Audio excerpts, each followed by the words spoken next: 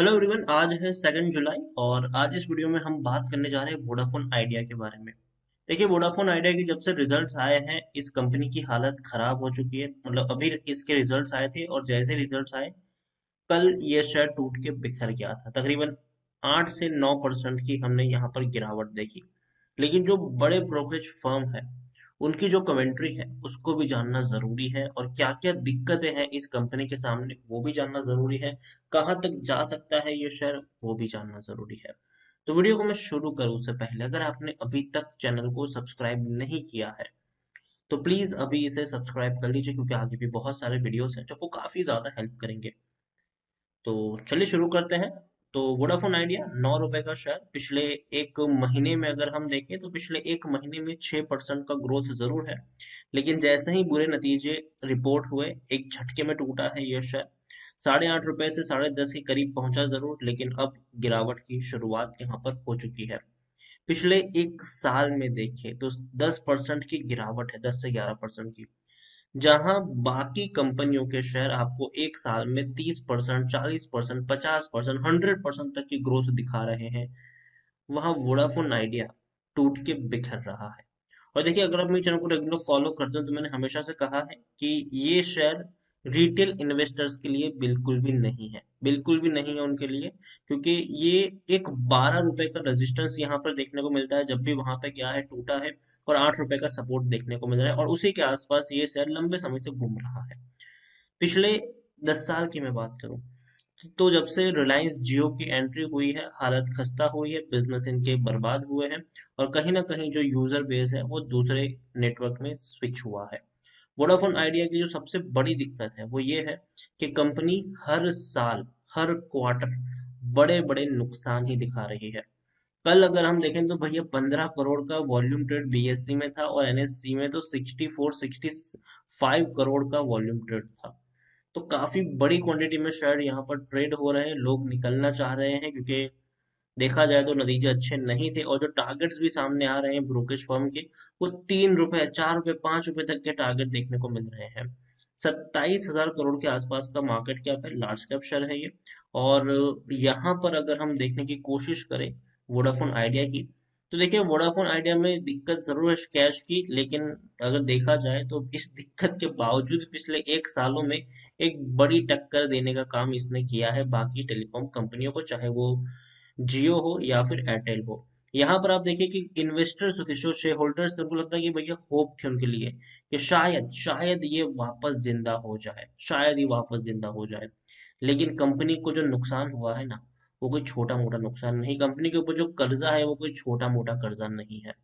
जो एनालिस्ट है वो ये मानते हैं कि अनसर्टेनिटी है एजीआर ड्यूज को लेकर, स्पेक्ट्रम पेमेंट को लेकर वोडाफोन आइडिया में काफी ज्यादा अनसर्टेनिटी बनी हुई है। क्योंकि देखिए कंपनी को 50,000 करोड़ रुपए सिर्फ एजीआर ड्यूज के चुकाने हैं, और बैंकों का जो कर्जा है वो अलग से 1 लाख करोड़ से भी ज्यादा का कर्जा है इनके ऊपर। और ये कर्जा बढ़ रहा है क्योंकि रीजन ये है कि बैंकों का जो कर्जा है भैया वो तो आपको इंटरेस्ट के साथ चुकाना है, वो तो बढ़ ही रहा है, और दूसरी तरफ आप मुनाफा नहीं कमा पा रहे हैं। इनका अगर हम देखने की कोशिश करें वोडाफोन आइडिया की, तो हालत यह है कि कंपनी को आप देखेंगे कि नुकसान कितना ज्यादा हुआ है। देखिए 75,000 करोड़ का नुकसान सिर्फ 2020 में हुआ था इनको, 2021 में और बड़े नुकसान है। अभी जो क्वार्टर 4 के रिजल्ट्स आए हैं उसमें भी देखा जाए तो 7,000 करोड़ से ज्यादा का इनको नुकसान हुआ है। तो कंपनी पिछले 11 क्वार्टर से लगातार लगातार नुकसानी में है, लगातार बड़े बड़े नुकसान है, 4,000 करोड़, 7,000 करोड़, 12,000 करोड़, बड़े नुकसान इनको झेलने को पड़ रहे हैं। अब वोडाफोन आइडिया ने डिपार्टमेंट ऑफ टेलीकम्युनिकेशन को बताया है कि investor unwilling to invest in telco, telecom में बड़े इन्वेस्टर्स पैसा लेकर नहीं आना चाह रहे हैं, और ये वोडाफोन आइडिया ने बताया है। देखिए वोडाफोन आइडिया पिछले साल से फंड रेजिंग की कोशिश कर रही है, 25,000 करोड़ रुपए फंड रेज की कोशिश पिछले साल से ही कंपनी कर रही है, लेकिन अभी तक वो फंड रेजिंग हो नहीं पाई है। और अब मैंने आपको तब से मेरी यही सलाह है कि जब तक फंड रेजिंग नहीं हो जाती तब तक एक रुपया भी यहां से निकालना सही नहीं रहेगा। ठीक है, अब देखिए क्या बोला है उन्होंने।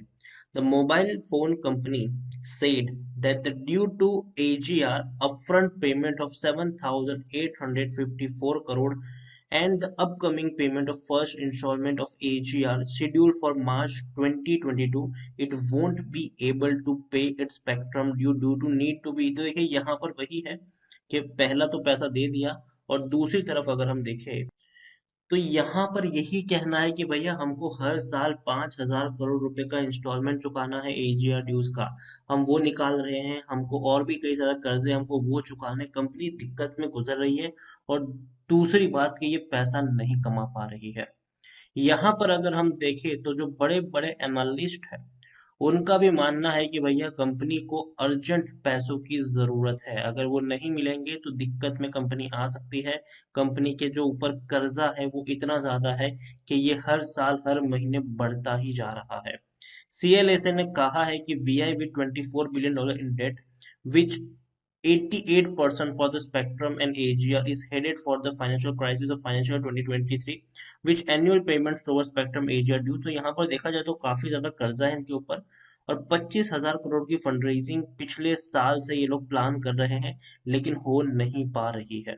और इनका जो आरपूस की भी अगर हम बात करें, एनुअल रेवेन्यू पर यूजर की बात करें, तो वो भी कोई उतना अच्छा नहीं है।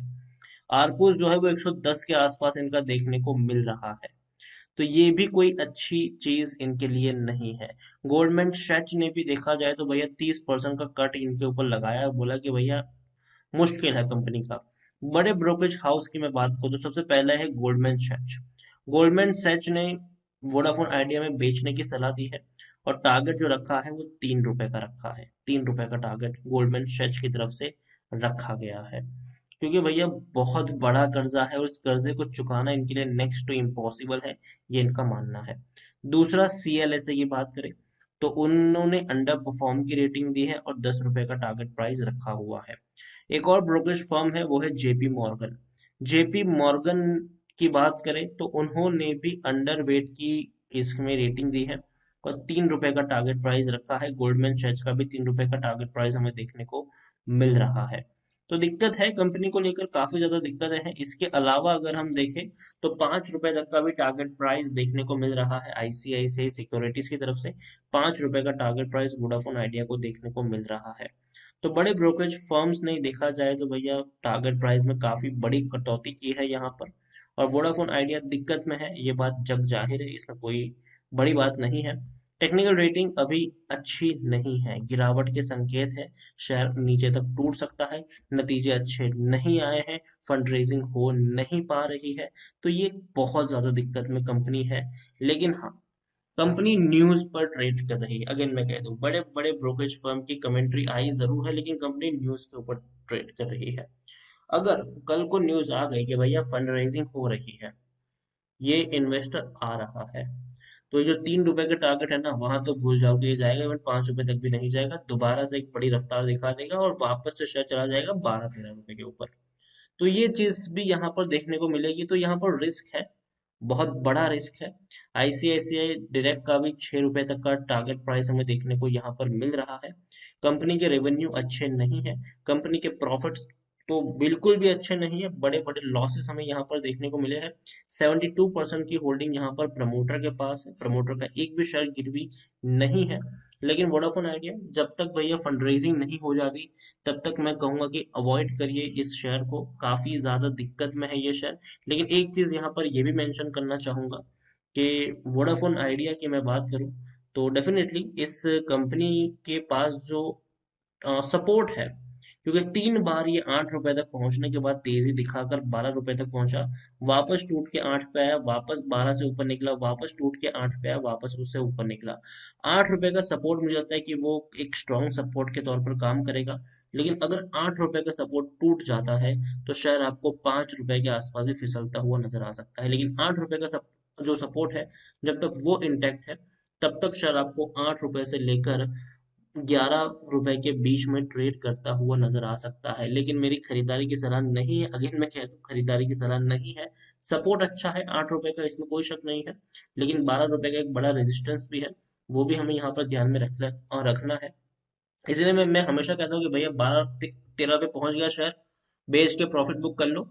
₹8 पर आता है तो एक सपोर्ट के तौर पर आप वहां पर हल्का सा ट्रेड ले सकते हो। लेकिन अभी की जो सिचुएशन है वो उतनी अच्छी नहीं है, खास करके इतनी सारी नेगेटिविटी अभी वोडाफोन आइडिया में फैल चुकी है।